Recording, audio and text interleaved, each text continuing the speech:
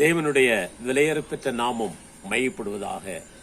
அன்பான தேவனுடைய பிள்ளைகளை, ஆண்டவராய் இயேசு கிறிஸ்து நம்மை அதிகமாக நேசிக்கிறார். அவருக்கென்று நம்முடைய வாழ்க்கையை முற்றிலுமாக அர்ப்பணிக்கிற பொழுது மெய்யாகவே தேவன் தமக்குரிய எல்லா விதம் ஆசீர்வாதங்களை நமக்கு பங்காக கொடுப்பார் என்பதில் சந்தேகமே கிடையாது. பாருங்க, ஒரு பெரிய பணக்காரர் இருந்தாரு. அவருக்கு ஒரு மனைவியும் ஒரு மகனும் இருந்தாங்க. அவருடைய மகன் சின்ன வயதில் இருக்கிற பொழுதே அவருடைய மனைவி மரித்து விட்டார்.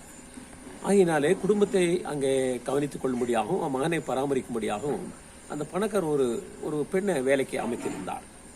அந்த பெண் தன் மகனை போல அந்த குழந்தை அன்போடு கூட நேசித்து பராமரித்து வந்தார். ஆனால் வாலிபு வயதாகிற பொழுது அந்த பணக்காரருடைய மகனும் மரித்து போனார். உண்மையிலே அந்த பணக்காரர் மிகவும் மனம் உடைந்து நொந்து போனார். ஒரு கட்டத்தில் அவரும் மாரடைப்பிலே மரித்து போனார். இந்த சூழ்நிலையில அவருடைய சொத்து எல்லாம் கூட யாருக்கும் உயிர் எழுதி வச்சதாக தெரியல. ஆகையினால அரசாங்கம் அவருடைய சொத்தை ஏலத்துக்கு எடுத்து விட்டது. அவருடைய சொத்து ஏலத்துக்கு வந்தது. அப்படி வருகிற பொழுது அநேக பணக்காரர் கூடியிருந்தாங்க.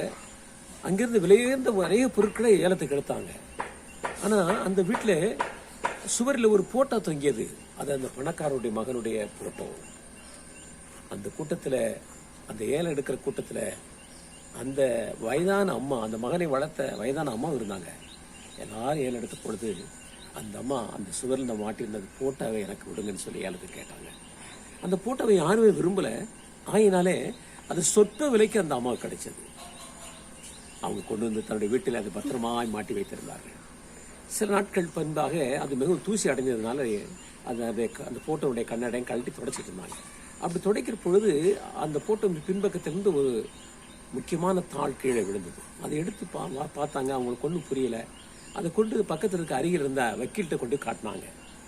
அப்படி அவர் படித்து பார்த்துட்டு, அம்மா, என்னுடைய மகனை யார் அதிகமாக நேசிக்கிறார்களோ, இந்த போட்டோவை வைத்து அவர்கள் அந்த நேசத்தை வெளிப்படுத்தி அதன்படி ஜீவிக்கிறார்களோ, அவர்களுக்கு தான் என் வீட்டுடைய எல்லா சொத்தும் என்று சொல்லி அந்த உயிரில் எழுதி வச்சிருந்தாங்க.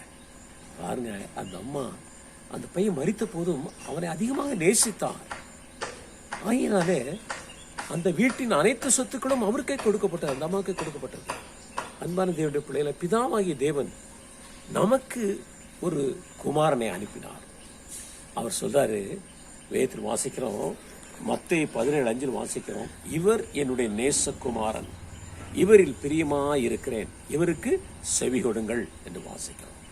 அன்பான தேவனுடைய பிதாவாகிய தேவன் மனுமக்கள் மீட்புக்காக தன்னுடைய நேசகுமாரனை அனுப்பியிருக்கிறார்.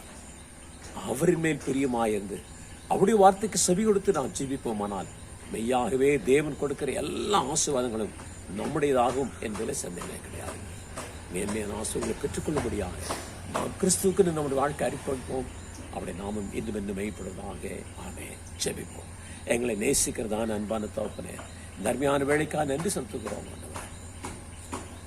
மனுக்குலத்தை மீட்கும்படியாக தேவன் தம்முடைய ஒரே பேரான குமாரனாகி நேசகுமாரனை, பிரியமான குமாரன் இந்த உலகத்தில் அனுப்பினார். அவரை ஏற்றுக்கொண்ட ஒவ்வொரு பிள்ளைகளுக்கும் தங்கள் வாழ்க்கையில நேர்மையான ஆசீர்வாதங்கள் உண்டு என்பதை நாங்கள் அறிந்து நன்றி செலுத்துகிறோம். செய்தி கேட்கிற ஒவ்வொரு பிள்ளைகளும் அவனமாகவே இயேசு கிறிஸ்து ரட்சையை ஏற்றுக்கொண்டு அவருக்கு செவி கொடுத்து இந்த மேன்மை ஆசீர்வாதங்களை பெற்றுக்கொள்ள உதவி செய்வீராக. நீர் அப்படியே சேர்க்க நன்றி செலுத்துகிறோம். எல்லா கனம் துதி மகிமை நீர் எடுத்துக்கொள்ளும். இயேசு கிறிஸ்து என்ப நாமத்தில் கெஞ்சி மன்றாடி கேட்டுக் கொள்கிறோம் எங்கள் ஜீவனுள்ள நல்ல பிதாவே. ஆமென். கர்த்தர் ஒவ்வொரு ஆசீர்வதிப்பாராக. ஆமென்.